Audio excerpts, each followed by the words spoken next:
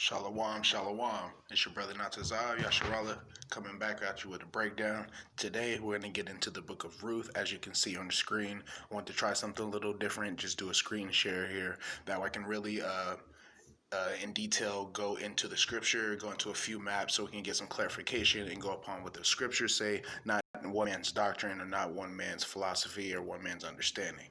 Before we get into the Ruth, I want to get to two precepts. I want to get Proverbs 3 and 5, which reads, trust in Yahweh with all thine heart and lean not into thy own understanding. So that's what we want to do when we dive into the scriptures. Every single time we want to trust in Yahweh and trust that he will give us the spirit and lean not into our own understanding. That way we come out with the true understanding of what the scriptures is trying to tell us. And we do that by precept in our Bible. We do that Isaiah 28:10, that tells us for precept must be upon precept, precept upon precept, line upon line, line upon line, here a little and there a little.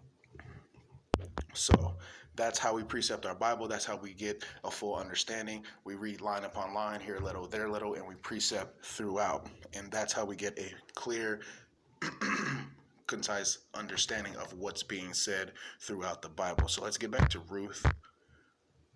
I want to get into this. I'm trying to be as quick as possible because this could be pretty lengthy, and I want to get into some history and set some things up before we actually get and break Ruth down with precept upon precept. Now, it says, now it came to pass that in the days when the judges ruled, that's very important, we have to remember that there was a famine in the land, and a certain man of Bethlehem, Judah, went to sojourn in the country of Moab. Now that is also very important. So we have when judges ruled and country of Moab. It says he and his wife and his two sons. Now we're going to read in verse 2 that this man is Elimelech. Now Elimelech went to live in the country of Moab because of a famine.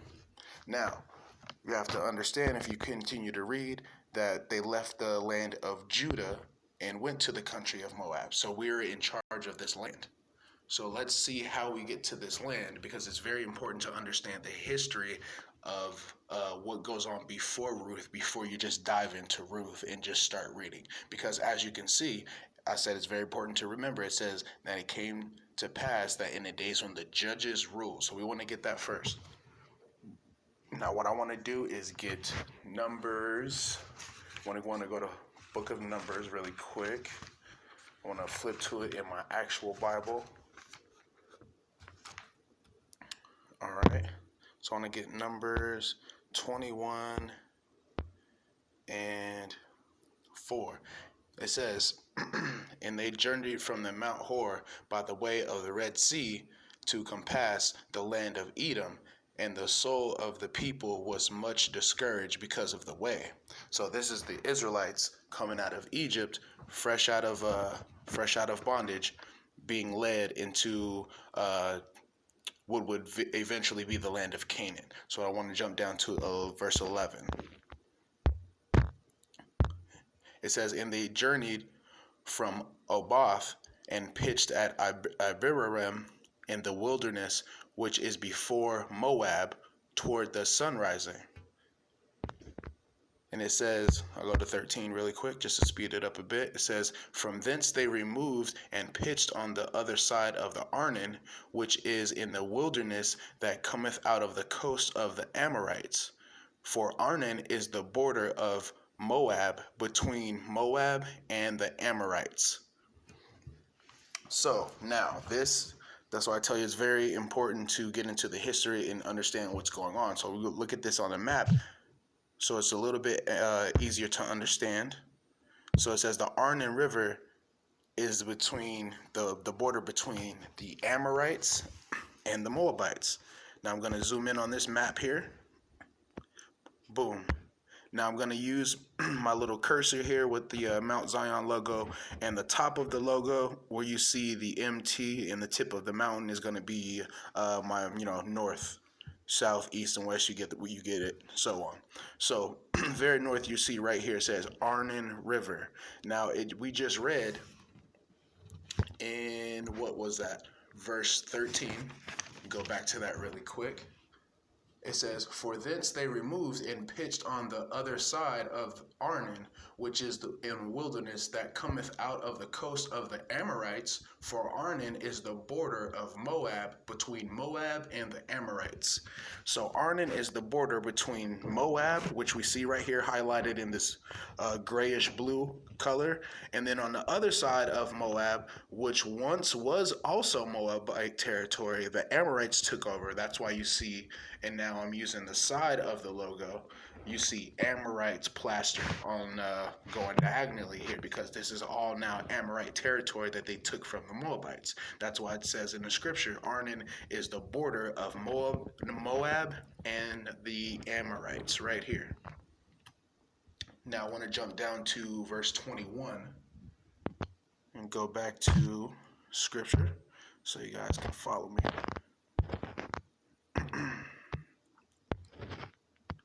Now it says, "And Israel sent messenger unto Sihon, the king of the Amorites." Now this is north of the Arnon River.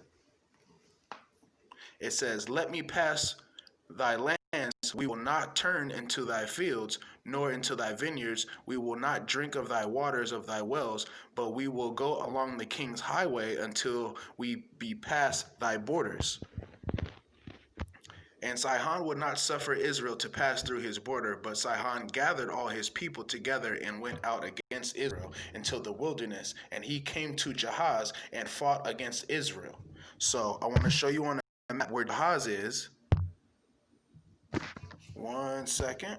Now we see this is the land of Moab, and you see this little dotted line that's going around Edom and following along, that goes all the way over here, and then it makes a sharp left and crosses over into where you see, and it runs right into Jericho right here.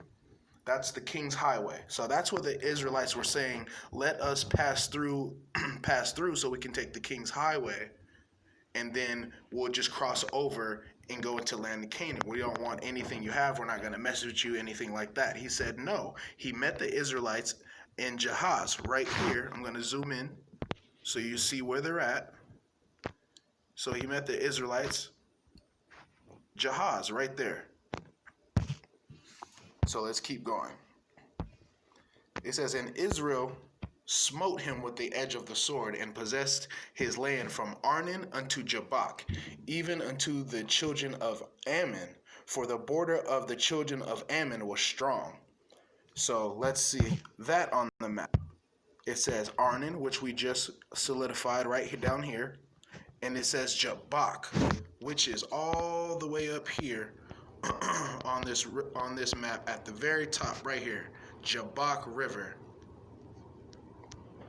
So they said they possessed from the Arnon to the Jabbok. That's why you see Amorites. You see all that over there. But it says the children of Israel smote them. Let's get that again. It says Numbers 21 and 24. It says, "And Israel smote him with the edge of the sword, and possessed his land from Arnon into Jabbok." So that land we just looked at is now Israelite territory. It says, "Even unto the border of Ammon," which was on the left-hand side. Which was to the right, was to the right of that land.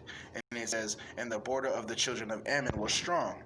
It says, "And Israel took all the cities, and Israel dwelt in all the cities of Amorites, in Heshbon, and all the villages thereof. For Heshbon was a city of Sihon, the king of the Amorites, who had fought against the former king of Moab, and taken all his land out of his hand, even unto Arnon." So just like I stated earlier, that was all formerly Moabite territory, which the Amorites took over. Now Israelites took over from Arnon into the Jabbok River. Now all of this, except for the border of Ammon, is Israelite territory now. That's what we're reading right now in the scriptures, just to make it a little bit easier to understand. I'll keep reading. I'm going to jump down to 29, actually. It says, "Woe to thee, Moab! Thou art undone, O people of Chemosh! He hath given his sons that escaped and his daughters into captivity unto the king of unto Sihon, the king of the Amorites." So all of the Moabites that were living in that land were now Amorite captives when we took over. So anybody that we took over that would be a Moabite was now an Amorite captive and or slave, according to the scriptures. So what now I want to do is go to Numbers 22.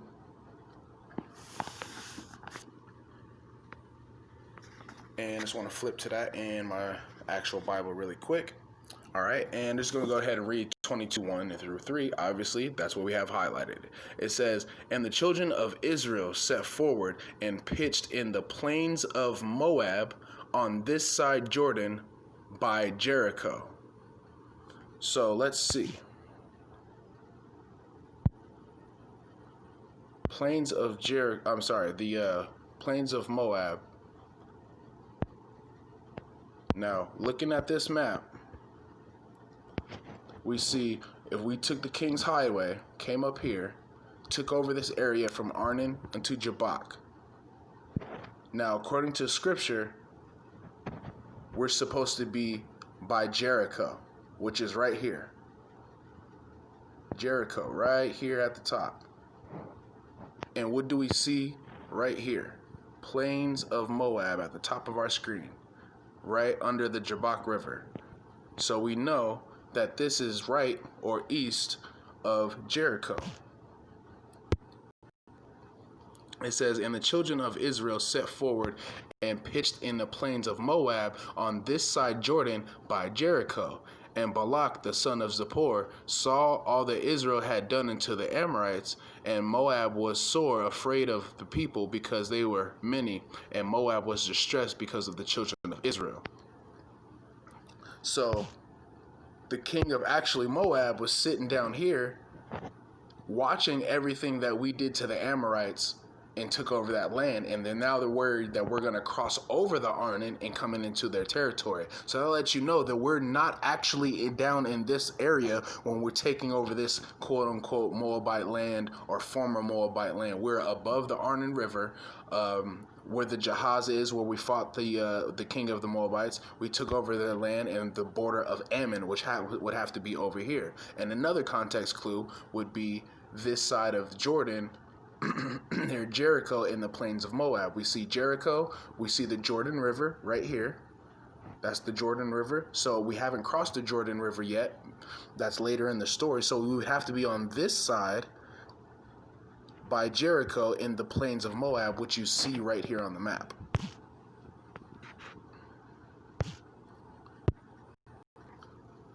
All right, so I want to get my next precept, which is in Deuteronomy.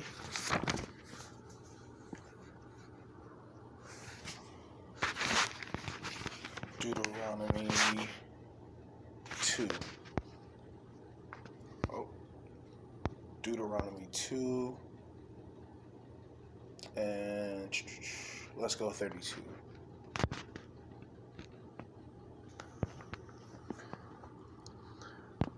Book of Deuteronomy, chapter 2, verse 32. And it said, "Then Sihon came out against us, and he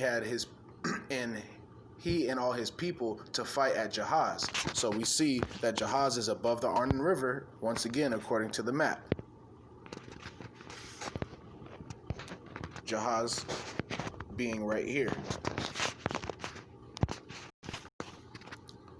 It says, "And the Lord our God delivered him before us, and we smote him, and his sons, and all his people." It says, "And we took all his cities at that time, and utterly destroyed the men, and the women, and the little ones of every city. We left none to remain." So any Amorites or any Moabites that was in that land got murdered, because any Moabites, they were under Amorite captivity, and we killed all the Amorites, all their captives, all their women, children, and their men. Then I'm going to go down to 32 through 33, 34. All right, now I'm going to Deuteronomy 3. Flip over here in the actual Bible really quick. All right. Deuteronomy 3:3 says, "Then we turned and went up our way to Bashan, and Og, the king of Bashan, came out against us, and he and all his people to battle at Edrei." Now, I'm not sure if I have Edrei on here. just because it's so north. No, I don't. Okay. But where we're going is we took over this area right here, and we're heading up to where this Damascus area is, where you see the kingdom of Arman, Damascus. We're heading up towards this area up here. It says, and the Lord said unto me, fear not, for I will deliver him and all his people and his land into thy hands, and thou shalt do unto him as thou did unto Sihon the king of the Amorites, which thou dwelt at Heshbon. So the Lord our God delivered into our hands Og also, the king of Bashan, and all his people, and we smote him until none was left to him remaining. And we took all the cities at that time. There was not a city which we took not from them. 80 cities, all the region of Arbon, and the king of Og in Bashan. All the cities were fenced with high walls, and great cities and bars besieged unwalled towns a great many. And we utterly destroyed them, as we did Sihon the king of Heshbon, utterly destroying the men, women, and children of every city. So now the Israelites have taken over not the purple, but the yellow or the orange, and all of this teal area right here. That's why you'll see maps when you see right here. Excuse me. So this is all that area that we took over as far as north of the king, when we defeated King Og. We got all this area up here. All right, give me 1 second. All right. So we just read that the Israelites took over and killed every man, woman, and child on the east side of the Jordan, which was everything north of Arnon.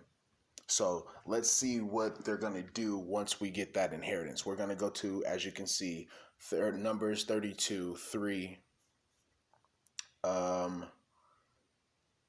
3. Yeah, I want to get it 3 and 5, and then I'll jump down to 19. 3 through 5. So verse 3 is going to give you a list of cities that we can look for that can take over a certain area. And verse 4 says, even the country which the Lord smote before the congregation of Israel is a land for cattle, and thy servants have cattle.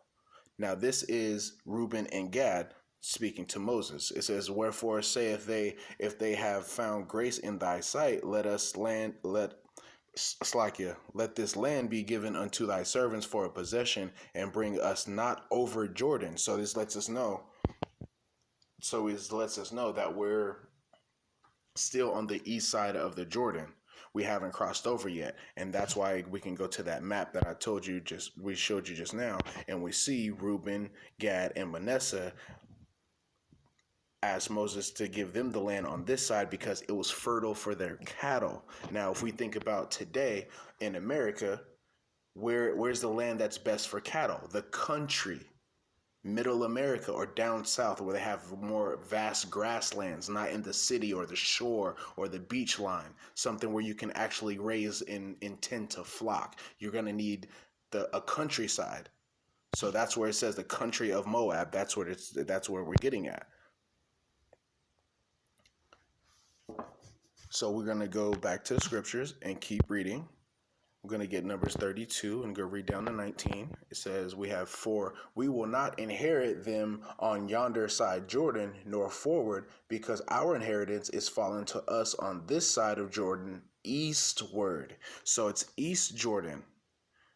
That's very, very pivotal, because when we go even on this, when we see the Dead Sea, we see Reuben, Gad, and Manasseh are the east side of Jordan. They're not the south of the Jordan or south of the Dead Sea where the actual Moabites are. So when people say that Ruth is a Moabite, she's an actual Moabite, well, according to scripture, everyone that was above the Arnon River was slaughtered. So for her to be an actual Moabite, she would have to be from down here. Because if Ruth is taking place during the time of Judges, we were in this land, which we're going to come to find out, for close to 300 years. So if we slaughtered every man, woman, and child, and then we took over this land for close to 300 years, Ruth would have to be from below the Arnon River. But it just said that the Reuben, Gad, and Manasseh and the Israelites took over their inheritance, the east side of the Jordan. Now we're going to see why that's so important. We're going to just keep reading here. I want to get Numbers 32 and 33. It says, and Moses gave unto them even the children of Gad and the children of Reuben and the half tribe of Manasseh, the son of Joseph, the kingdom of Sihon, the king of the Amorites, and the king of Og, king of Bashan, the land and the cities. It says the land which the cities, therefore, in the coast, even the cities in the country round about, of the countries round about. Okay, so that we have 33. And what I want to do, give me just a second here. Okay, so I had to make sure I had the right precept. So now I want to go from Numbers 32 to 33 because it's important that we get this precept in Numbers 33 and 50 because it ties together what I've been saying, so it doesn't seem like I'm just jumping to conclusions. It says, and then Yahweh spake unto Moses in the plains of Moab by Jordan near Jericho, saying, and speaking to the children of Israel and saying to them, when ye are passed over Jordan into the land of Canaan, and then he goes on. But what I really wanted to get in, let's start at 49 because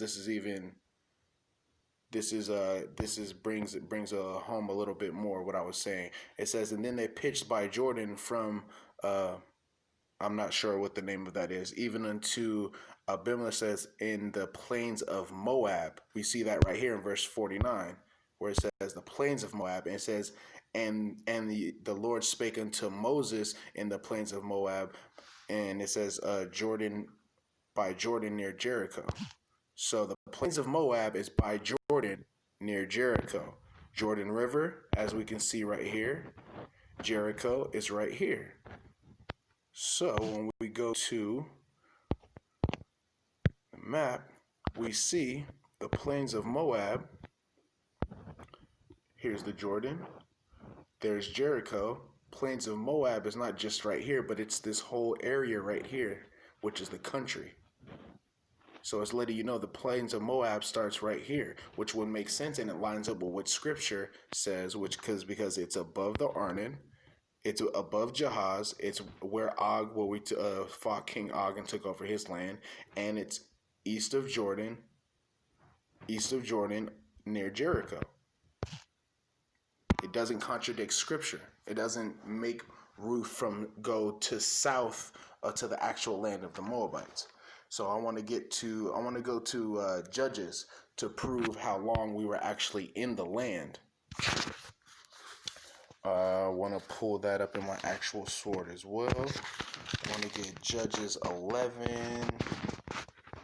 and 4. So get Judges 11 and 4. It says, and it came to pass in the process of time that the children of Ammon made war against Israel. Now this is the children of Ammon who were on the east side of us after we took over. As you can see that right there. Get you a little bit better photo. Boom. Ammon right there. They're kind of gray. You see them. So we took over all of this land. And you see right here.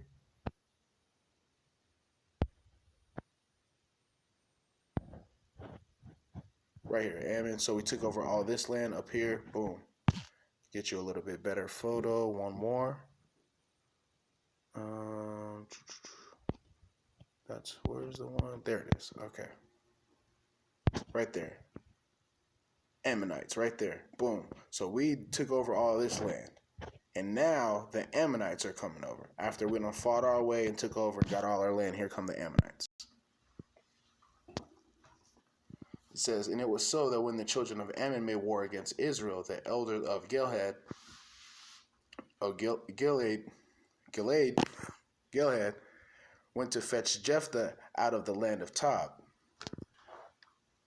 So this is the elders of Israel sent to Jephthah because Jephthah was a bad man. We're gonna find out right here. We go to verse 12. It says, "And Jephthah sent messengers unto the king of Israel, unto the king of the children of Ammon, saying, What hast thou doest with me, that thou art come against me to fight in my land?" So this is Jephthah asking the king of the Ammonites, like, what deal do you have, to come out, because I don't get what's going on. And watch verse 13. It says, "And the king of the children of Ammon answered and said unto the messenger of Jephthah, Because Israel took away my lands when thou came out of Egypt from Arnon even unto Jabbok, unto the Jordan. Now therefore restore those lands again peaceably." That's verse 13. So now if we can see, and actually I want to get a precept for that, get Deuteronomy 2 and 9 really quick. 2 and 9. I believe it is 2 and 9. Yep, okay. It says, "And the Lord said unto me, Distress not the Moabites, neither contend with them in battle, for I will not give their land for a possession, because I have given Ar unto the children of Lot for a possession." So we didn't go into the actual Moabite land. That's a precept for that. So now I want to show you the journey that we took when we came out of Egypt, and how we didn't actually even go into Ammon territory or Moabite territory. So we came out of Egypt, boom, and by the time we get into what we're reading now, we see right here Arnon. We went around the Moab, and then we start taking stuff over, and then we cut right into the Jordan. The actual Ammon is over here. We can see that in these other maps. Ammon right here. It's over here, more east. Ammon right here. So we never went into their land and took anything. But he told a bold-faced lie to Jephthah, and Jephthah is going to call him out on that. I want to go to Judges 11 and 26 really quick to get that. Now I know this might seem like it's going a little off, but I want to pull it all together. That way you can get a full history and see what's going on. Now this is a very important piece that I'm about to pull right here, 11 and 26. I want to go to it in my sword as well. 11 and 26, it says, "Now while Israel dwelt in Heshbon and her towns, and in Arar and her towns, and all the cities that be along by the coast of Arnon, 300 years, why therefore did ye not recover them within that time?" So that's let you know that the children of Israel have been in their land, setting up with the judges ruling for 300 years by the time the Ammonites came and took over.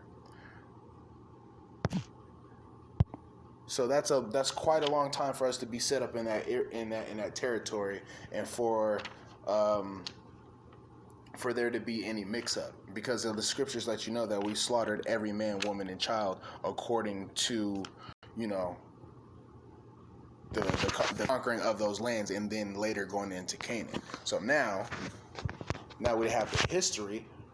We have been in that land for 300 years after slaughtering everybody. So now let's go back to Ruth 1 and 1. Now that we have the whole history and the understanding of how we got to when the judges ruled. Now we're in the time of judges with our brother Elimelech here. So now what I want to do is carefully read through most of this. I'm not going to read every single line and every single scripture. That way it doesn't end up being too long. All right, so So I'll go ahead and start from 1 and 1, and we'll just go ahead and skim through this and break this down. Now that we have this history, we're going to get out some precepts, and hopefully this will bring everything into clarity. So we have Ruth 1 and 1. It says, "Now it came to pass that in the days when the judges ruled, that when there was a famine in the land, and a certain man of Bethlehem, Judah, went to sojourn in the country of Moab, and he and his wife and his 2 sons, and his name of the and the name of this man, and the name of the man was Elimelech, and the name of his wife Naomi, and the name of his sons Mahan and Shalhan, Ephrathites from Bethlehem, Judah, and they came into the country of Moab and continued there." So now we know when we go back to Numbers 32, 3 through 5, that Reuben and Gad took over that land. And what did Reuben and Gad say? This land is good for our cattle. Give us this land because we have cattle. So we know that that was a country area. And what's going on? Why is Elimelech and his family leaving? Because there is a famine in the city of Bethlehem, Judah. So they left the city and went to the country because there's obviously more things to grow. It's easier to, you know what I mean? It just makes more sense if there's no food in the city that you would go to a countryside where there's more abundance of food. So that's what we have going on here. Go to verse 3. It says, "And Elimelech, Naomi's husband," Slakia. I go to verse 2. It says, "And the name of the man was Elimelech, and the name of his son or wife Naomi, and the name of his 2 sons Mahan and Shalhan, Ephrathites of Bethlehem, Judah, and they came into the country of Moab and continued there. And Elimelech, Naomi's husband, died, and there was and she was left her 2 sons." So Elimelech dies. Now Naomi is a widow with 2 sons. It says, "And they took them wives of the women of Moab, and the name of one was Opah, and the name of the other Ruth. And they dwelt there about 10 years. And Mahan and Chalhan died also, both of them, and the women also left of her 2 sons and her husband." So now Naomi is a complete widow with no sons. All she has is 2 daughter-in-laws, and that's the situation Naomi is in now. It says, "Then she arose with her daughters-in-law, and then she might return from the country of Moab, from she had heard in the country of Moab how the Lord had visited his people in giving them bread." Now, I want to pull a precept for that, because when did the Most High actually go to Slakia? There we go. When did the Most High actually go to the land of Moab, the actual land of Moab, and deal with this as far as visiting his people and giving them bread? When did that happen in the actual land of Moab? I want to get a precept for Exodus 16 and 4 really quick. It says, "Then said Yahweh unto Moses, Behold, I will rain bread from heaven for you, and the people shall go out and gather a certain rate every day, that I may prove them whether they walk in my way, or walk in my law, or no." So this is directly a something that an Israelite should be aware of, especially just coming out of Egypt. So when we read Ruth, we can't just jump straight to 4 and 10, or 1 and whatever you guys try to jump to, and just say, "Oh, well, that's a cut," and you got to read the whole story, because what if your cut is contradiction in the rest of the Bible of what it says about Ruth, or what it says concerning the law? So, keep reading. I want to get to... I'll go to verse 8. I want to make this not too lengthy here. It says, "And Naomi said unto her 2 daughters-in-law, Go return each to her mother's house. The Lord deal kindly with you as ye had dealt with the dead and with me. And the Lord grant you that ye may find rest, each of you in the house of her husbands. Then she kissed them, and they lifted up their voice and wept. And they said unto her, surely we will return with thee unto thy people. Now I'm going to deal with that. And it says, and Naomi said, again, my daughters, why will ye go with me? Art thou any more sons in my womb, and thou may be your husbands? It says, turn again, my daughters, go your way, for I am too old to have an husband. For I should say, I have hope, I should have a husband also tonight, and should also bear sons. Would ye tarry for them till we're grown? Would ye stay for them from having husbands? Nay, my daughters, for it grieveth me much for your sakes that the Lord has gone out against me. Now it says, let me see, hold on. 10, which says, go into thy people, right? Now, I can deal with that now, but I want to deal with that at a later date when we get down to it. Now I'm going to kill two birds with one stone, but I am going to deal with that thy people. So I want to get down to 15 and 16. It says, and she said, behold, thy sister-in-law is gone back to her people and her gods. Return thou after thy sister-in-law. And Ruth said, entreat me not to leave me, or to return following after thee, for whither thou go, I will go, and where thou lodge, I will lodge. Thy people shall be my people, and thy gods my gods. So let's see. That's why I said I'm not going to deal with that now. I can deal with it now. Well, we have 16. Now we did deal with Ruth 1 and 10 and Ruth 1 and 16 at the same time. Now, what is she saying as far as your people and my people?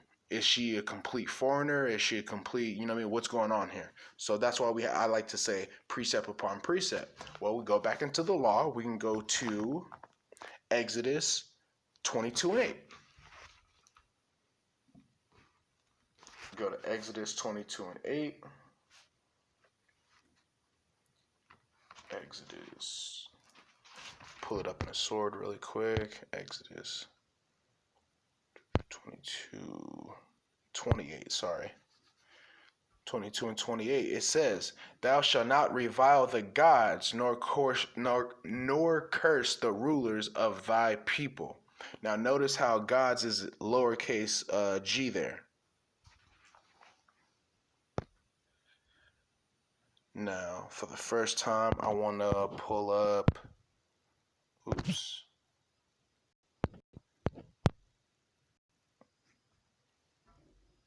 Hopefully this doesn't take forever. Just want to prove a point, though. All right, there we go. I think it's moving right along. Thank you for bearing with me. Thank you for bearing with me. All right, so what I wanted to do is go to Exodus 22 and 8 and then reference that with Ruth 1 and 15. So first, let's go to Ruth 1 and 15. Boom. Unto her gods, right? Now, I'm not getting too caught up in the commentary, anything like that. I use it for very strict purposes. Let's see, thy gods. Elohim, H430. So it says, unto her gods. And the Hebrew word is Elohim or Elohim, which means powers. Let's get the, let's see. It says plural, rulers, judges, divine ones, angels, gods. So that's you got to use discernment and a little bit of wisdom out of these 1, 2, 3, 4, 5 definitions. Which one is it? Could it be talking about? Well, according to the law, when we go to Exodus 22 and 28, it says, thou shalt not revile the gods nor curse the rulers of thy people. Well, let's go to Exodus and let's see if it's the same, same thing being spoken there. Exodus 22, 28.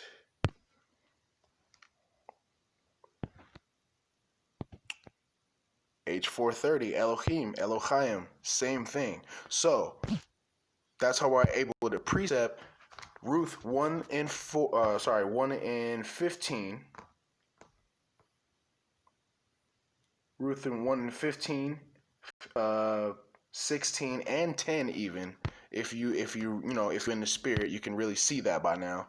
How was she saying thy gods and my gods? So let's get to Ruth 1. It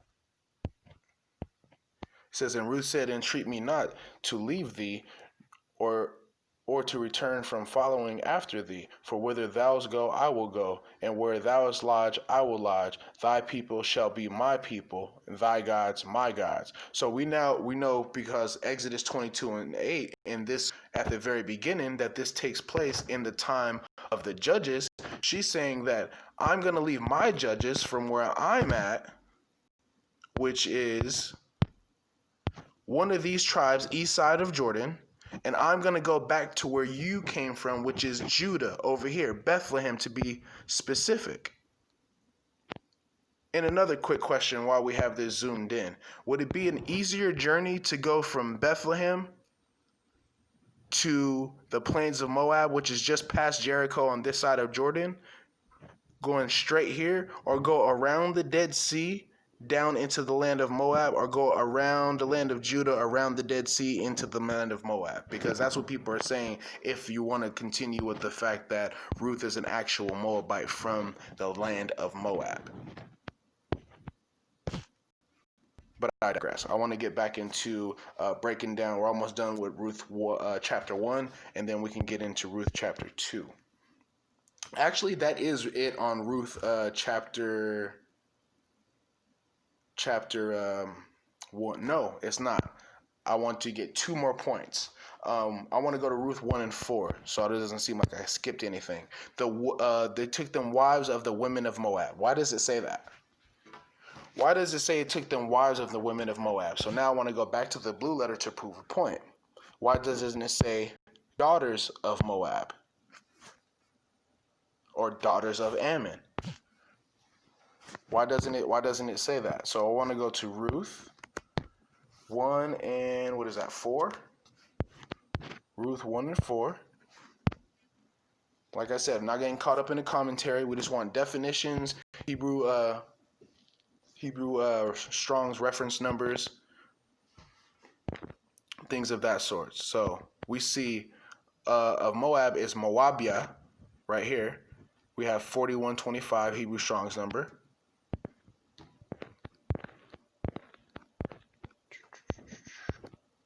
One and 4.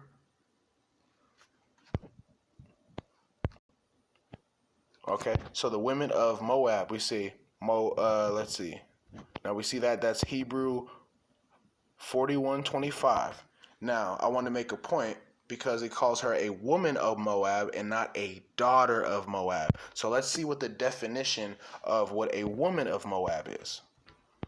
A woman of Moab, or what does Moab mean? It says from father, or what father? It says a citizen of Moab. It says an inhabitant of the land of Moab. Now notice it doesn't say anything about being related. I'll make that point by going to Isaiah 16,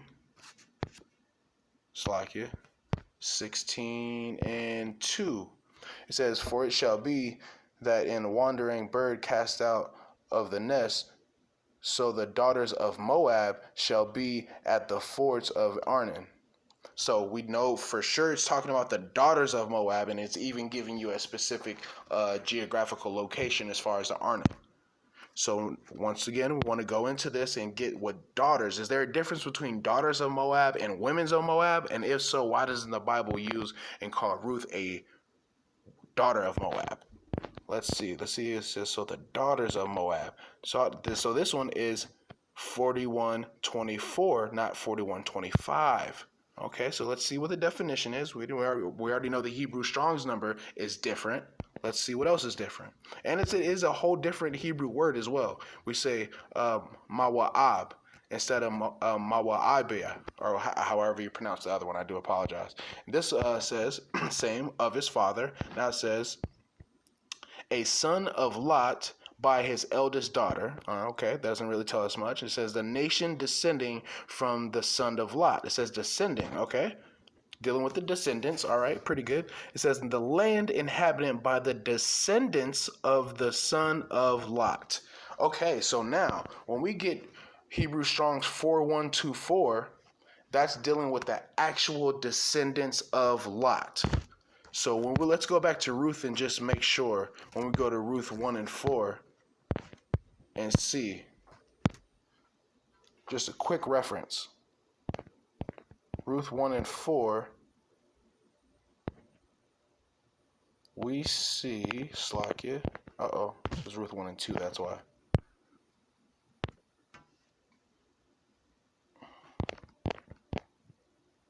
One, I'm sorry, 4125. We see it's a different Hebrew Hebrew word altogether, and it just deals with the citizenship or inhabitant of that area. It has nothing to do with being an actual descendant. So it says when they took them daughters of the women of Moab, they took women who lived in that area, because you got to remember it took place in the time of Judges. If it took place in the time of Judges, then the land looked like this. If the land looks like this, then this is Israelite territory, and they took the women from the land from this area right here, which we can see. Slakia. Which we can see is the land of, or the plains of Moab. Now you want to say, it says plains of Moab, it doesn't say land of Moab. Okay. You're trying to make that fit. It doesn't fit. Okay, well, let's go to Joshua 13. Because I know people will try to say that. Joshua, 13 and 32. I want to get it in this order really quick. 13, 32.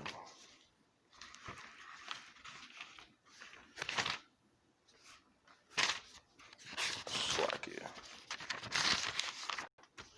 13 and 32. It says, these are the countries which Moses did distribute for inheritance in the plains of Moab on the other side of Jordan by Jericho eastward. Jericho, it says the other side of Jordan, Jericho eastward. So if I'm just making this up, you'd have to go to the Jordan. Slacky, let me get a better map.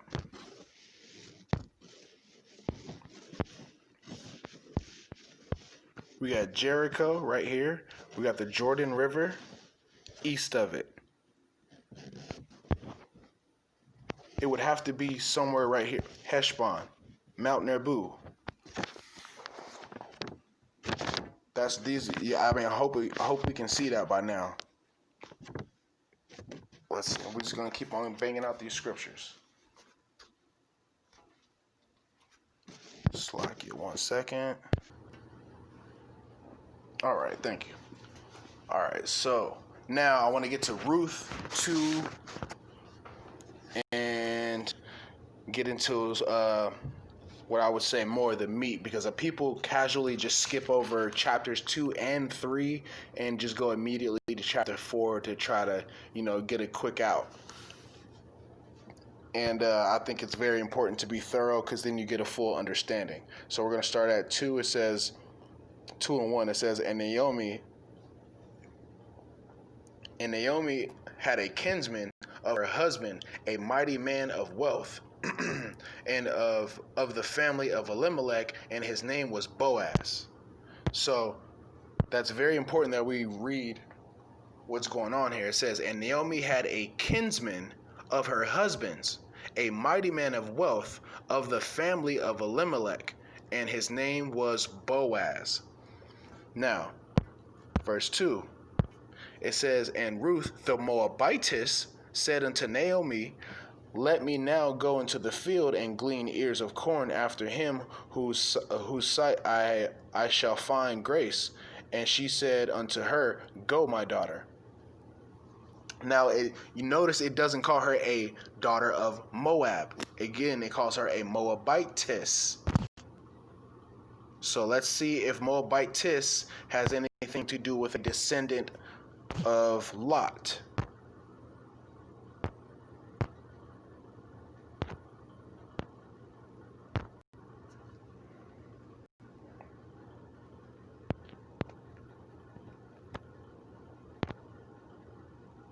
.425, 4125, it says a citizen of Moab, an inhabitant of the land of Moab. Once again, so even a Moabitess only deals with someone who lives in that land, as does not deal with the Strong's number, which is H4124, and it's the different Hebrew word. So we got to let that go. We got to let that go. I know what it says, but once you look into it a little bit deeper, you know what I mean, and then we're going to find out going into the law, there's no way, you know what I mean, that she can be an actual Moabite. So, keep reading. I'll go down to, we'll read 3. That's fine. 3 is fine. It says, and she went and came and gleaned in the field after the reapers, and her hat was so tight or so light on a part of the field belonging to Boaz, who was of the kindred of Elimelech. That's the same Boaz we read about in verse 1. Now we're going to go to 5. Now we got to pay attention. Things are going to get really, really precise here, and things are going to, start to hopefully come into fruition and be a lot more clear here. So we got verse 5. It says, Then Boaz said unto his servant that was set over the reapers, Whose damsel is this?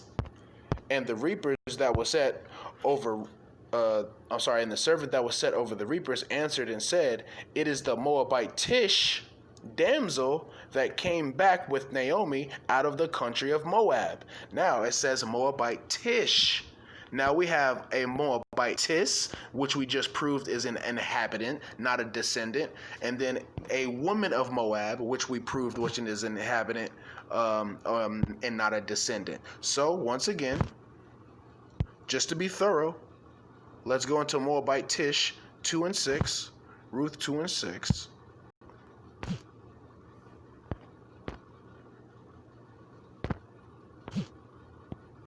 2 and 6, Moabitish, just like Jewish.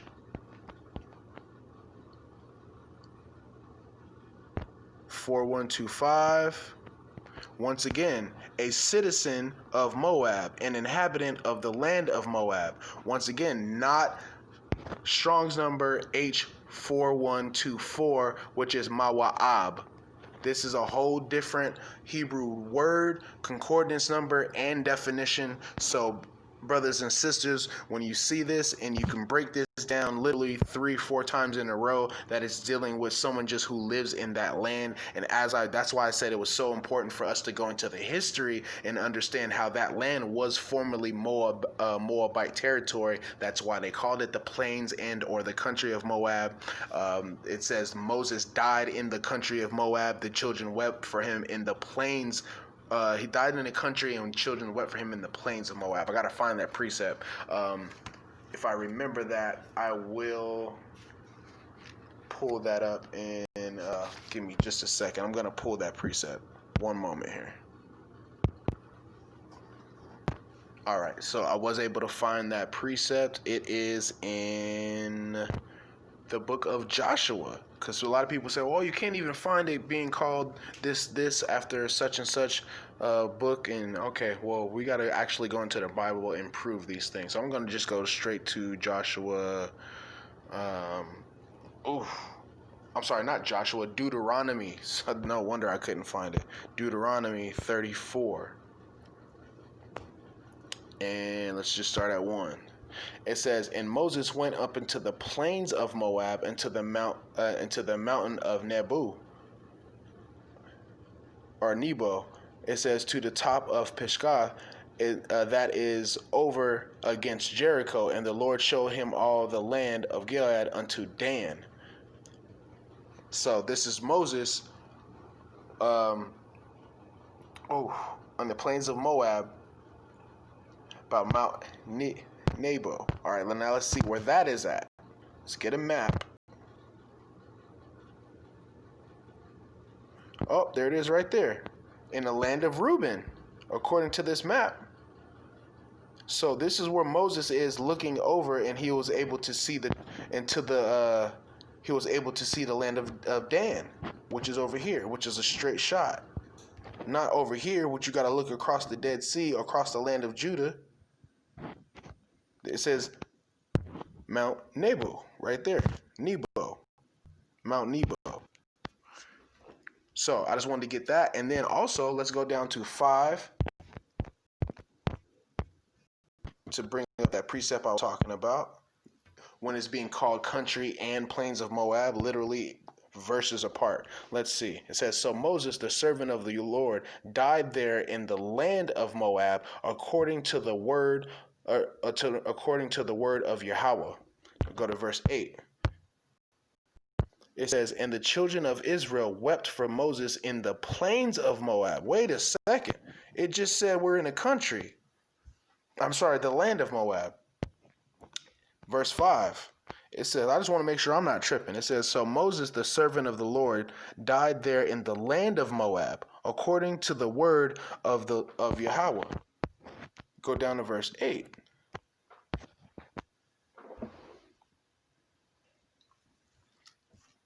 It says, the children of Israel wept for Moses in the plains of Moab 30 days, so the days of weeping and mourning for Moses were ended. So would it makes more sense for the children of Israel to weep and for Moses to die right here, or for him and the children of Israel to come over here where they have enemies at, and then Moses die here, and then weep for him 30 days, and then go back into their home, go back into their land? Just pulling out scriptures here. That's all. All right. So what I want to do is go back to Ruth and continue to break down Ruth 2, because we're going to get into this kin and understand why Ruth, upon other things, outside of just the geographical location, which we have proved at this point, that's off even. So let's get into her dealing with Boaz. So let's see. We just went in and proved that the Moabite Tish just means inhabitant as well. That was Ruth 6. So I want to get 8. It says, then said Boaz unto Ruth, heardest thou not, my daughter? Go not and glean into another field, neither go from hence, but abide here fast by my maidens. Let thine eyes be on thy field which thou do reap, and go thou after them, which I have not charged. He said, have I not charged the young men that they should not touch thee? And when thou is athirst, go into the vessels and drink of that which the young men have drawn. So this is Boaz basically being nice to Ruth. And as we read in verse 5 and 6, he went to his servant and asked, like, yo, whose damsel is this? He gave him the rundown, and then what does he do? He goes to her and starts being nice. Just like any other man sees a nice looking young woman, and he doesn't really know her. So what does he do? He has to give her a nice gesture. Hey, would you when you were in the world, hey, you want to buy a drink, or can I buy you? You have to give her a nice gesture. And even if she's accepting it, she's gonna be kind of leery of you. Like, why are you being so nice to me? Like, I don't know you. You're a complete stranger. But at the end of the day, we know what someone's intentions are usually when they're doing something like that, because they want to get to know that person, court them, things like that. So that's what we have, the situation that's going on here. We're going to prove that via the scriptures. So let's keep going. It says, verse 10, let's go to verse 10. It says, Then she fell on her face and bowed herself to the ground and said unto him, Why have I found grace in thy eyes, that thou shouldest take knowledge of me, seeing I am a stranger? See, now people say, like, oh, see, she called herself a stranger. See, that must mean she's not an Israelite. She acknowledged herself as a stranger. Well, she's not a stranger because we just read that his servants knew who she was. It was just the fact that they personally didn't know each other. So we're going to keep going to verse 11. And then Boaz confirms that as well. He says, And Boaz answered and said unto her, It had fully been showed to me, all that thou hast done unto thy mother-in-law since the death of thine husband, and how thou hast left thy father and thy mother in the land of thy nativity, and thou art come into to a people which thou knowest not hereto therefore. So you didn't know these people before. You didn't. So it's just like we didn't personally know you. It's not to say that she's a stranger as in a nation, an actual a heathen or an actual Moabite. We're gonna prove that because Boaz is gonna do something according to the law and be very careful when it comes to Ruth. So I want to get to what is that 2:20. It says, And Naomi said unto her daughter-in-law, Blessed be he of Yahweh, blessed be he of the Lord, who hath not left his kindness in living and to the dead. And Naomi said unto her, The man is near of kin unto us, one of our next kinsmen. So that is very, very, very, very, very, very important, because if Naomi or if Ruth was a Moabite, why would Naomi call her a next of kinsman? What would that have to do with Ruth? That's Naomi's issue. That's Naomi's deal. Now, if we read and we go back to Ruth 1:12, just make a quick reference really quick. We see Ruth 1:12 that Naomi says she's too old to have a husband or have children. Now we get to Ruth 1:20. It says, And Naomi said unto her daughter-in-law, Blessed be he of the Lord, who hath not left off his kindness to the living and to the dead. And Naomi said unto her, The man is near of kin unto us, not to me. And that has nothing to do because she's her daughter-in-law. We're going to prove that as well. He says, one of our next kinsmen. So Ruth, the Moabitess, which we just proved that is an inhabitant of the land, not a descendant, said unto her, he said unto me also, Thou shalt keep fast my young men until they have ended all my harvest. So this is that's Boaz. This now Naomi called her kin. Now people say, well, that's just because she's her daughter-in-law. Okay, then why does Boaz confirm it himself, calling her a kin himself? So I want to get that when we go to Ruth 3. It says Ruth 3:2. It says, And now is not Boaz of our kindred, with whose maidens thou wast? Behold, he winnoweth barley to a night in the threshing floor.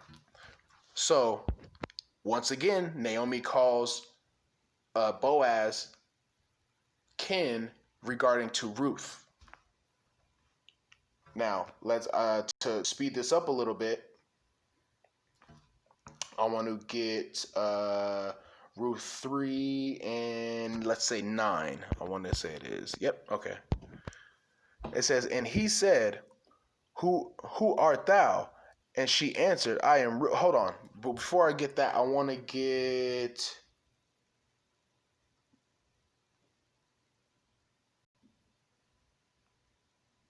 trying to find the context.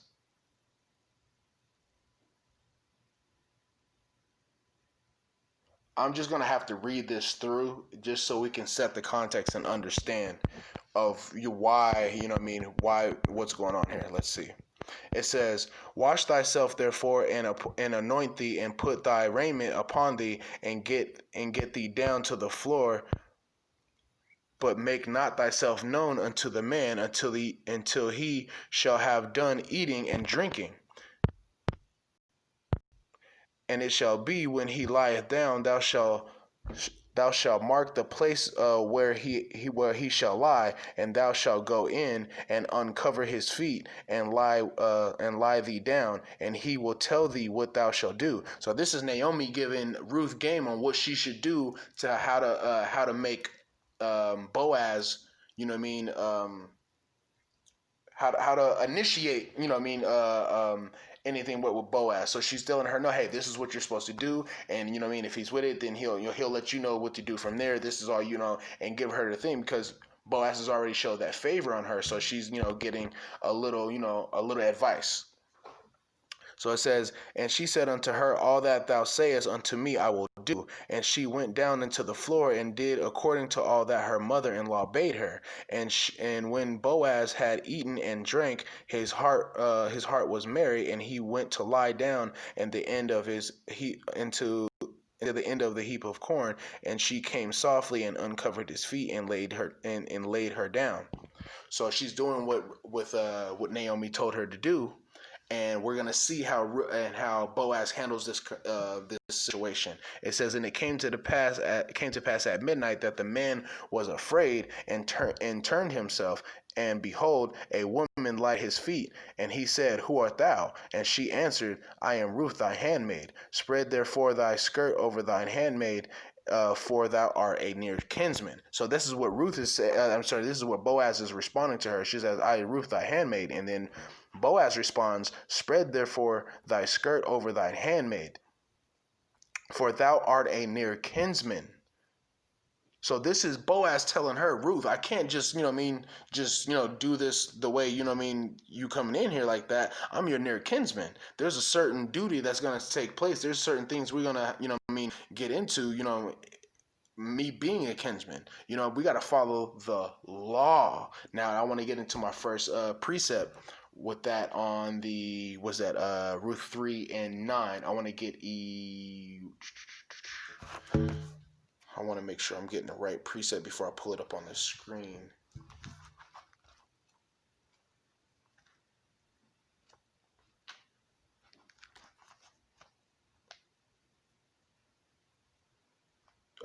Khan. This is Ezekiel. And this is what Naomi was telling Ruth.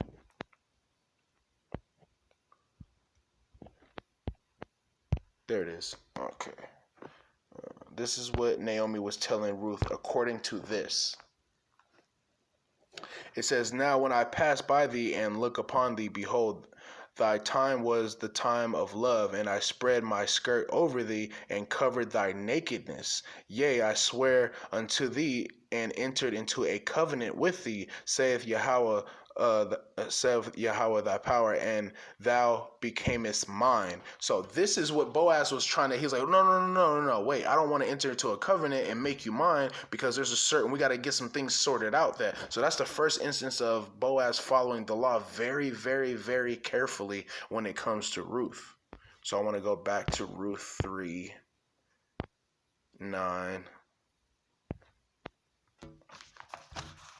And let's see. Let's see. All right, you can just keep on going. It says, and he said, blessed be thou art the Lord, my daughter, for thou hast showed more kindness in the latter end than in the beginning, in such as thou followest not young men, whether poor or rich.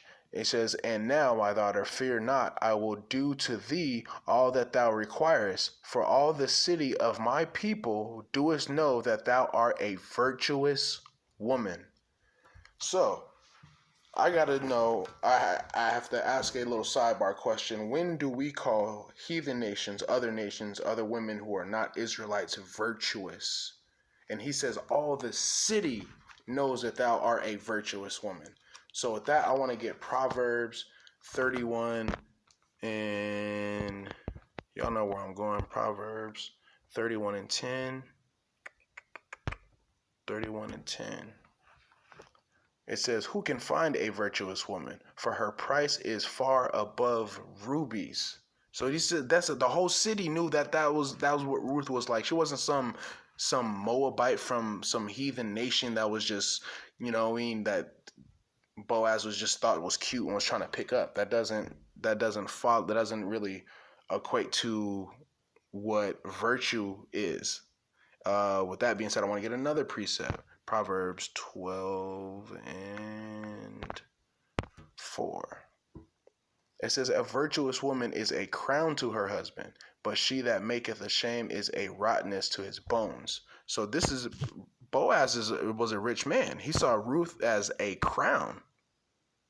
So why would, why wouldn't he get an Israelite woman? Why wouldn't he view a Israelite woman like that versus a someone that's from another nation? You got to thoroughly explain that to me and show me in the scriptures as well. All right, so we're going to go to Ruth 3:12. It says, now it is true, this is Boaz talking to Ruth, that I am thy near kinsman. This is Boaz telling Ruth straight up, straight to her face. Now it is true that I am thy near kinsman. Howbeit there is a kinsman nearer than I. Boaz telling her, this is what we're going to do about it. Tarry this night, and it shall be in the morning that if he will perform unto thee the part of a kinsman, well, let him do the kinsman part. But if he will not do the part of a kinsman to thee, then I will do the part of a kinsman to thee, as the Yahweh liveth. Lie down until the morning. So he put this on the Most High. Like, look, what if the next of kin can't, marry you, and keep the, inheritance and stuff like that, which we're going to get into in a second, then I will do it. Yahweh's my witness, basically. So that's Boaz straight up calling Ruth a kinsman, on top of Naomi calling her a kinsman, in reference to Boaz 2 other times. So I want to get to Ruth 4. Now, want to get to Ruth 4:3, just because we're on the kinsman part. It says, and he said unto the kinsman, Naomi, this is come out, and he said unto the kinsman, Naomi, that is come out of the country of Moab, selleth a partial of her land, which was our brother Elimelech's. Now that is very important. Now we know that Elimelech died. Elimelech's sons died. So all that was left was Naomi and the daughter-in-laws. So if you know anything about Hebrew custom, we're just going to go into the law and let the law explain. And that way I don't get too far ahead of myself. So we'll pump the brakes on that. But as the scripture says, it says, and he said unto the kinsman Naomi, that is come out of the country of Moab, selleth a partial of land, which was our brother Elimelech. So Naomi is selling some of her land. It says, and I thought to advertise thee, saying, buy it before the inhabitants and before the elders of my people. If thou wilt redeem it. But if thou wilt not redeem it, then tell me, that I may know, for it is none to redeem it beside thee, that I am after thee. After he said, I will redeem it. Then said Boaz, what day thou buyest the field of the hand of Naomi, thou must buy it also of Ruth the Moabitess, the wife of the dead, to raise up a name of the dead upon his inheritance. So we have to deal with that. So that's when we go back and we couple verse 3 with verse 5. It says Naomi is selling her land on behalf of Elimelech. Now we see Elimelech, it says his name must be brought upon because of his inheritance. Why is that important? Well, let's go to the law and see why that is important. I want to get Leviticus 25:25.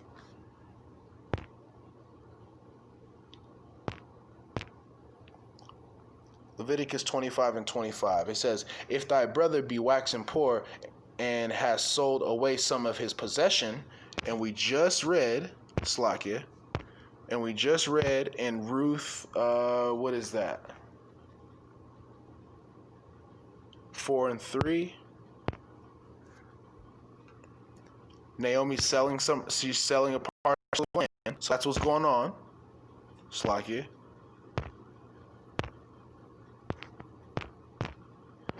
So that's exactly what's going on. Sell away some of his possession, and if any of his kin come to redeem it, then shall he redeem which thou is his brother sold. So that's what's going on, because we know Boaz was the next of kin, but he said that there was a next of kin above him. So he had to go to that guy and sort out if he was able to get the inheritance because he was next in line. This is Boaz following the law now. So I wanted to get that as far as Naomi selling some of her land. Now, as far as the inheritance for Elimelech, I wanted to bring that up in the law as well. We're going to go to Numbers 27 and 11. It says, if his brother, let's see, hold on. I want to see where I should start at so I can get the right context here.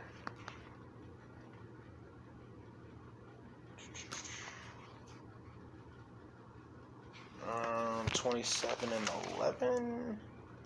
8. That's what it is. That's why. Okay.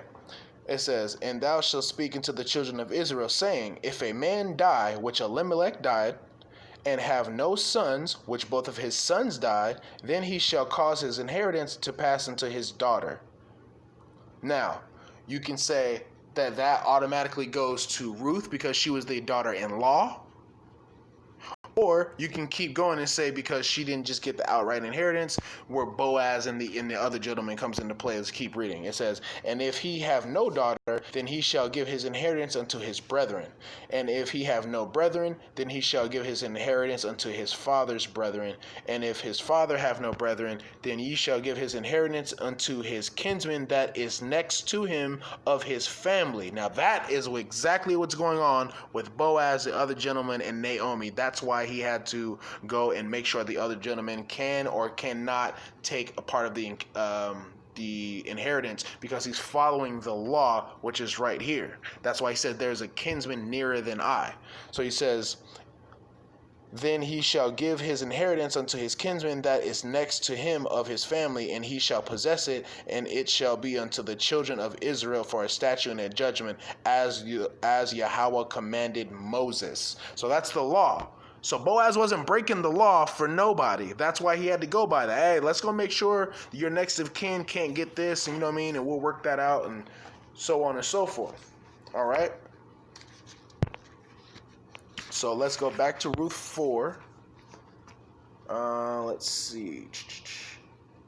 That's 4 and 5.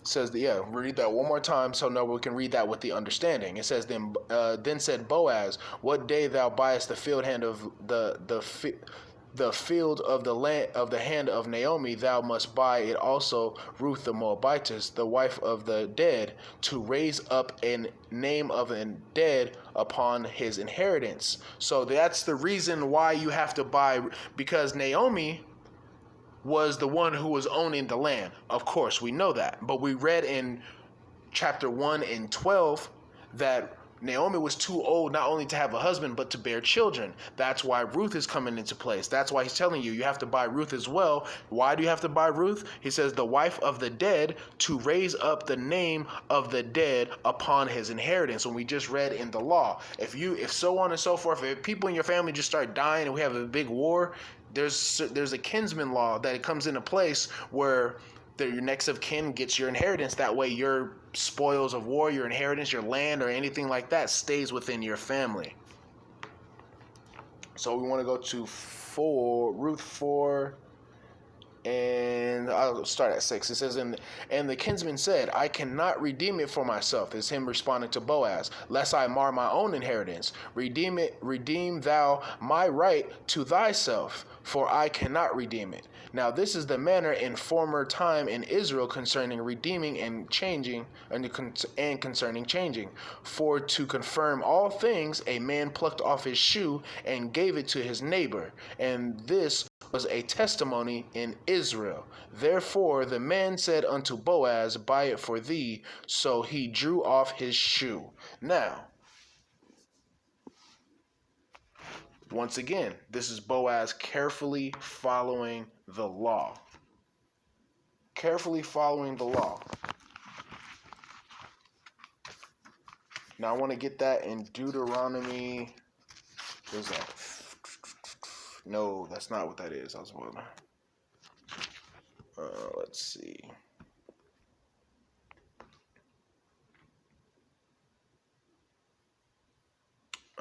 Slack it. Let me pull that precept up really quick. Okay, slack you about that. So I was able to find that precept. This is it right here. Deuteronomy 25:8. It says, then the elders of the city shall call him and speak unto him. And if he stand to it and say, I like it not to take her, then shall his brother's wife come unto him and present in the presence of the elders, and loose his shoe from off his foot, and spit in his face, and shall answer and say, so shall it be done unto the man who will not build up his brother's house. So that's what's going on. It says, and his name shall be called in Israel the house of him that has his shoe loosed. So this is a custom. I'm going to read up a little bit, as you can see. This is what I really wanted right here, Slakia 5. It says, if brethren dwell together and one of them die and have no child, the wife of the dead shall not marry without unto a stranger. So that right there in itself lets you know that Boaz and or Ruth, because of the situation, because they have to raise up an inheritance for Elimelech, there can be no strangers involved. No other nation. There has to be Israelites. That's according to the law. It says, and her husband's brother shall go into her and take up her into a wife and perform the duty of a husband's brother unto her. And it shall be that the firstborn which she beareth shall succeed in the name of his brother which is dead, that his name be not put out of Israel. Now, what did we just read? What did we just read in Ruth? What we just read in Ruth is let's see.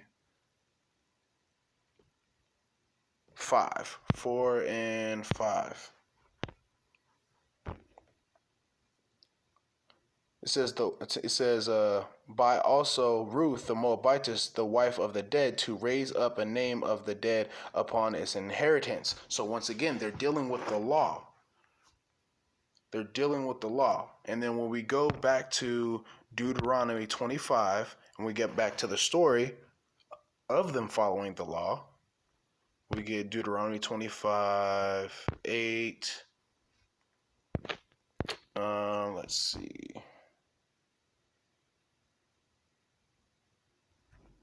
Okay, we already got the plucking of the shoe. Okay, so that's actually what happened when we go back to Ruth.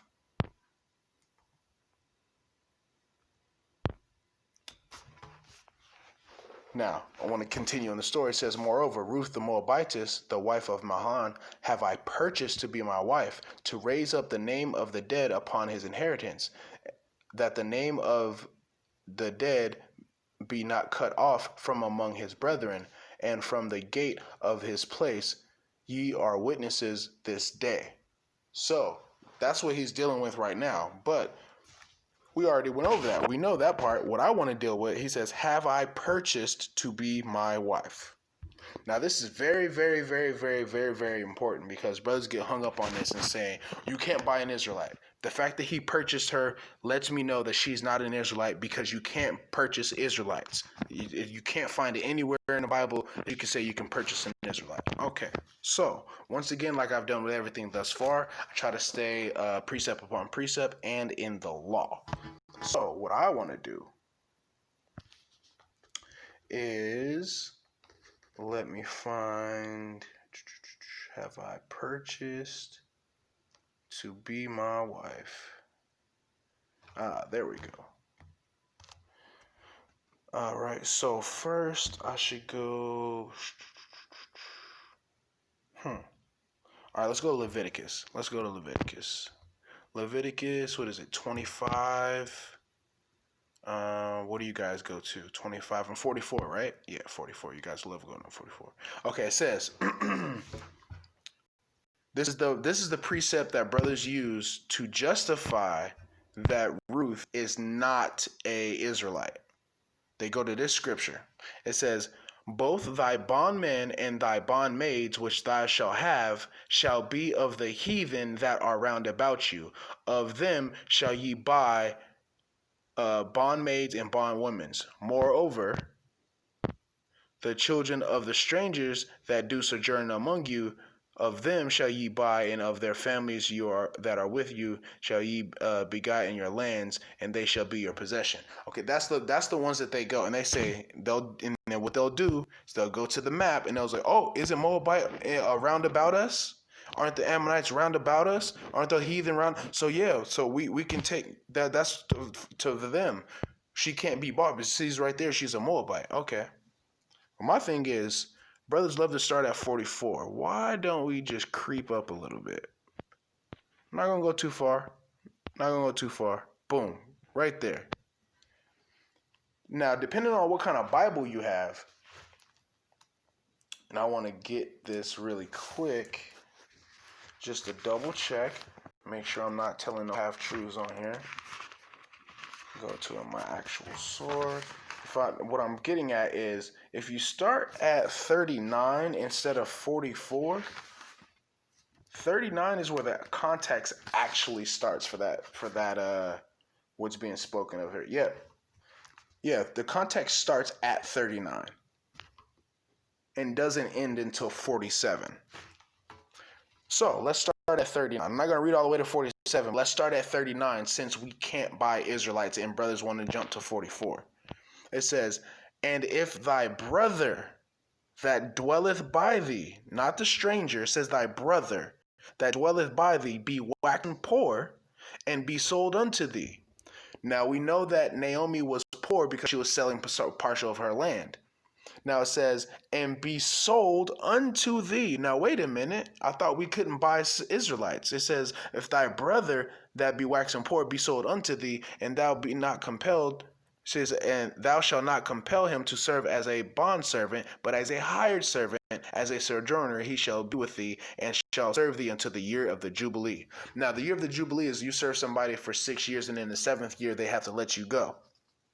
That's what that's talking about. Now, brothers will say, oh, well, see, that's only talking about when somebody is poor and when, and you're coming to redeem them out of their debt or whatever. That's what's going on with Naomi. She's selling her land, and her next of kin is coming to help out. Boaz was a very rich man, was he not? That's what the scriptures say. But you know what? I'll level with you. I'll level with you, and I will give you that scripture. I'll give you that one, and we're gonna go to Deuteronomy 15 and 12. Maybe that's not clear enough for brothers. Let's see what this says. It says, if thy brother, once again, this time it gets more clear. A Hebrew man or a Hebrew woman be sold unto thee and serve thee 6 years, then in the 7th year thou shalt let him go free from thee. So Hebrew women, Hebrew men can be sold. Israelites can be sold. So brothers that wanna pull that out and try to say, oh, well, she can't be Israelite because she was sold. Well, there's 2 verses in the law that say otherwise. So we got to deal with that. I want to get back to Ruth so we can finish this up because we are almost out of here. Let's see, Ruth, where we at 4. Let's go to 11. I want to bring out this really quick. It says. So we dealt with the purchasing of the wife of 10. So we're going to go to 11. It says, and all the people that were in the gate and the elders said, we are witnesses. Yahweh make the woman that is come into thy house like Rachel and Leah, which two did build the house of Israel, and doeth thou worthy and Ephrath and be famous in Bethlehem. Okay, so it says build up the house like Rachel and Leah. Why does it mention them? Let's reference Rachel and Leah and see what's going on. I want to go get Genesis 29 and 30. Genesis 29:30. It says, and he went in also unto Rachel, and he loved also Rachel more than Leah, and he served with him yet 7 other years. Just talking about Jacob. It says, and yet the Lord saw that Leah was hated and opened up her womb, but Rachel was barren. See, Rachel was barren, just like Naomi was barren. She is too old to conceive. It says, and Leah conceived, just like Ruth, and bare a son, and she called his name Reuben. Now, I'm not saying this scripture is why brothers say that Ruth is from the tribe of Reuben, but isn't it a coincidence that they're mentioning, hey, it's like Rachel and Leah, and then when you go and look up the precept with Rachel and Leah, the first born is Reuben. Then when we go to the map, or we find where the land or the plains of Moab is, Mount Nebo, right there, it's in the land of Reuben. I'm just pointing that out. I just wanted to point that out really quick. But moving on. Let's see. Verse 12. I want to get Ruth 4 and 12 real quick and break that down with the other precept that we just used to bring that home. Ruth 4 and 12. It says, and let thy house be like the house of Parvaz and Tamar bore unto Judah of the seed which the Lord shall give thee of this young woman. So that I want to go to Genesis 38 and 7. I believe. Hopefully that's it. 38 and 7. I think this is with Judah and Tamar. Khan. It says, and Judah's firstborn, was wicked in the sight of Yahweh, and the Yahweh slew him. And Judah said unto Anan, go unto thy brother's wife, and marry her, and raise up a seed to thy brother. So that's the same thing what's going on of why Ruth is bearing a seed. So that should answer what's coming up as far as when we get into Ruth 4 and 16, because I don't want to jump ahead. I'll just, let's see, I'll just go back to Ruth and we'll read, and then we'll break it from there and we'll be done. 4 and start at 13, 12, 11. All right, go back to 11. I'm going to read through, and we're just going to break this down with precepts, and I'm going to wrap it up. We got Ruth 4 and 11 says, and all the people that saw that were in the gate, and the elders said, we are witnesses, the Lord and the woman that came into the house like Rachel and like Leah, which we just went over the precepts for that. Go to verse 12. It says, and let thy house be like the house of Pharez, whom Tamar bare unto Judah, the seed of which the Lord shall give thee unto this this young woman. So we have two instances in where we looked up in the law, Genesis, and in what was that? Genesis as well. Two instances where we look up where you see basically a descendant or a kinsman being brought up through a brother doing the righteous acts of a husband to his wife, so his name's not forgotten throughout Israel. So the inheritance can stay within the family. We see that, and the fact that one woman cannot bear, so the other woman is bearing for her. So we went and got those two instances and those two precepts in there. So we'll go to verse 13. It says, so Boaz took Ruth, and she was his wife, and when he went into her, the Lord gave her conception, and she bare a son.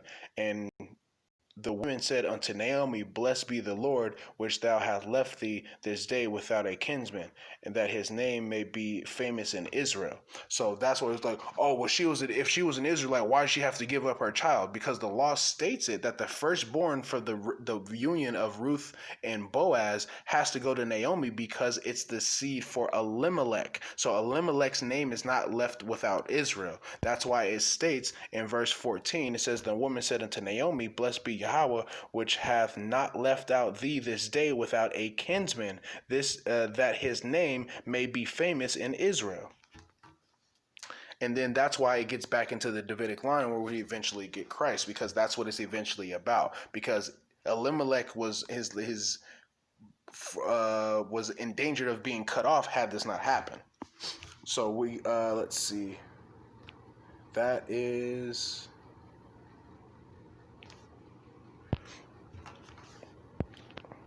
So I want to keep reading.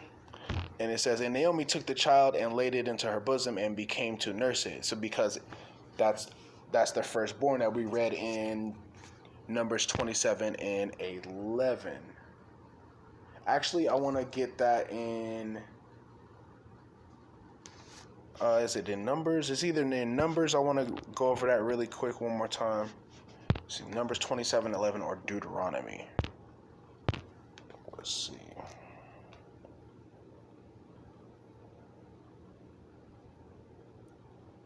It says, and if he have no brethren, then he shall give his inheritance unto his father's brethren. And if his father have no brethren, then he shall give his inheritance unto the kinsman that is next to him of his family, and he shall possess it, and it shall be unto the children of Israel for statute and judgment to the Lord, as the Lord commanded Moses. That's not the one I wanted, but it does tie into it, and it does bring it home of what is actually going on here. I wanted to try this Deuteronomy 25:5 really quick and see if that's it's like if that's the one that I need. 25. This is the one. It says, if the brothers dwell together and one of them die and have no child, then the wife of the dead shall not bury with him to marry a stranger. Her husband's brother shall go into her and take her into her wife, and then perform the duty of a husband, her brother, of brothers unto her. And it shall be that the firstborn which she beareth shall succeed in the name of the brother which is dead. That is, the name be put out. That is Slakia, that his name be not put out of Israel. So that couples right with what we just read in Ruth of why she's giving up, so to speak. Let me go to what is it, 17. Why she's giving up, not giving up, but that's why the baby passes from Ruth to Naomi, is because that baby was to keep Elimelech's name alive. And then through that, we get the Davidic line. So we're going to from 17 and read on out. It says, And the women and the neighbor gave it a name, saying, There is a son born to Naomi, and they called his name Obed, and he is the father of Jesse, the father of David. So that's the whole importance of this whole entire thing, because Elimelech's children would have been, interceding here. But because all they passed away, Obed had to be born in order for that, for the Davidic line to come about. It says, now these are the generations. And then it goes on to give you the Levitic line, and then we get David, which we know through David we eventually get Christ. So with that, hope that was a nice, thorough breakdown. About an hour and 30 minutes. Finished a lot faster than I thought it was. Just the water for everybody. Stay in tune, and hopefully bring you another one of these breakdowns. We'll do it in the same fashion if you guys like this, with the maps and the scriptures and everything like that. The water, man. The water. Shalom.